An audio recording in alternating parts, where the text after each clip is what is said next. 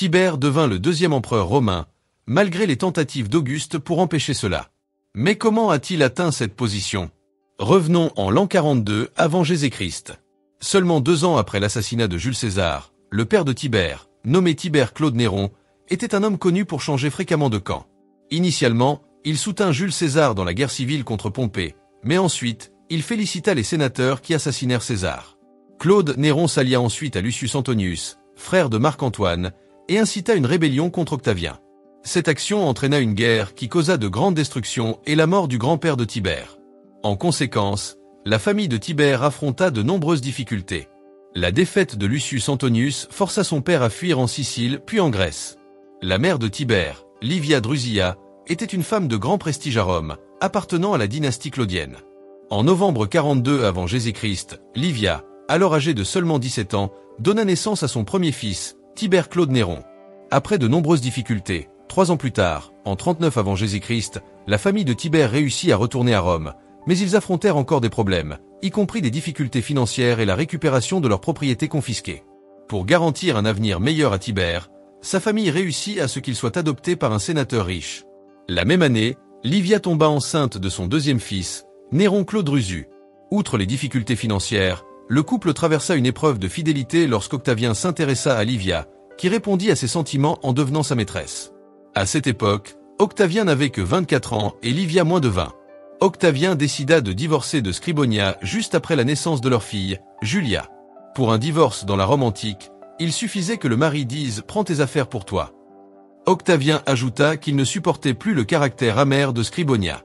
Le père de Tibère, en revanche, divorça à l'amiable de Livia. Au début d'octobre 39 avenue Jésus-Christ, Octavien et Livia se fiancèrent. Livia s'installa chez Octavien en tant que fiancée et, le 14 janvier 38 avenue Jésus-Christ, elle donna naissance à Drusus. 3 jours plus tard, le 17 janvier, Livia et Octavien se marièrent. Comme le père de Livia était déjà décédé et qu'elle avait peu de parents proches, son ex-mari, Claude Néron, l'accompagna à la cérémonie.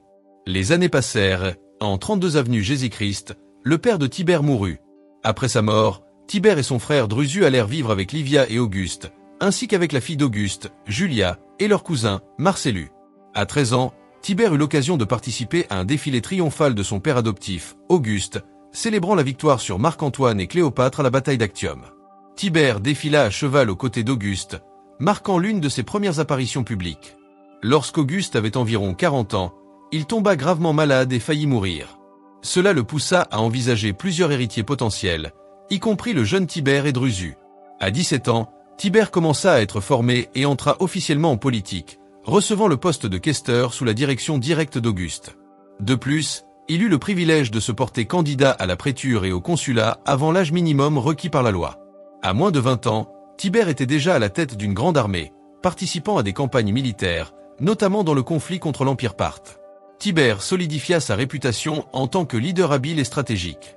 Vers l'an 20 avenue Jésus-Christ, à environ 22 ans, il se rendit en Orient pour rejoindre Auguste. La mission consistait à inverser les pertes romaines face à l'Empire parthe et à récupérer les enseignes des légions romaines capturées. Déterminé à atteindre cet objectif, Tibère mena des campagnes audacieuses et décisives. En Arménie, il travailla à en faire un État client de Rome, ce qui déclencha des négociations délicates avec l'Empire parthe. Le résultat fut un accord qui rétablit la neutralité de la région. Alors que son frère Drusus était admiré pour son charisme et pour conquérir le cœur des troupes et du peuple romain, Tibère était connu pour sa discipline rigide et son approche directe. Cette posture le rendait respecté, mais aussi distant de ses troupes. En l'an 9 avenue Jésus-Christ, lors d'une campagne en Germanie, Drusus fit une chute de cheval et mourut. Tibère, bien que proche de son frère, évita de montrer un deuil excessif, croyant que montrer de la tristesse pourrait être perçu comme une faiblesse. Il voyagea avec le corps de Drusus jusqu'à Rome, où il participa aux hommages et reçut des honneurs pour ses propres succès militaires. Après la mort de son frère, Tibère prit le commandement en Germanie. Cette tragédie bouleversa la structure de la succession impériale, car Drusus était le 3e prétendant à la succession à mourir, après Agrippa et Marcellus, le neveu d'Auguste. Cela propulsa encore plus Tibère au centre de la course au pouvoir. Son ascension politique et militaire, notamment en Pannonie et en Germanie, renforça sa position comme héritier d'Auguste. À mesure qu'il avançait dans sa carrière, Tibère fit des alliances stratégiques pour occuper des positions de leadership de plus en plus importantes. L'une des alliances importantes de Tibère fut son mariage avec Vipsania Agrippa, fille du général Agrippa. Cependant, après la mort d'Agrippa, Auguste obligea Tibère à divorcer de Vipsania, qui était enceinte, pour épouser sa fille Julia, veuve d'Agrippa. Bien que Tibère aimât son ancienne épouse, le mariage avec la fille de l'empereur renforça encore plus sa position dans la ligne de succession impériale. De plus, les conquêtes de Tibère en Germanie élevèrent son prestige et sa reconnaissance. 3 ans après la mort de Drusus, en 6 avenue Jésus-Christ, Auguste accorda à Tibère le pouvoir tribunicien, ce qui le mettait sur un pied d'égalité avec Agrippa dans les régions orientales de l'Empire. Cependant, cette nomination stratégique visait à éloigner Tibère de Rome, car les 2 petits-fils d'Auguste, Caius et Lucius, gagnaient en influence dans la ville. Contre toute attente, Tibère refusa la mission en Orient, laissant Auguste furieux. Le refus de Tibère parvint au Sénat, Auguste se plaignant d'avoir été abandonné et trahi. Les motivations de Tibère pouvaient être doubles. La tension dans son nouveau mariage avec Julia et la perception qu'Auguste favoriserait ses petits-fils comme héritiers, éloignant ainsi Tibère de la succession. Après ce revirement, Tibère décida de s'exiler sur l'île de Rhodes. Cette période d'isolement fut marquée par des choix difficiles et révéla une phase intrigante de sa vie. Sur l'île grecque, Tibère chercha à vivre en relatif isolement. Pendant ce temps, Auguste continua de favoriser ses petits-fils, dépassant les normes habituelles. Tibère apprit que sa femme Julia avait été bannie de Rome pour conduite immorale. Julia mourut de faim en exil en l'an 14 AP.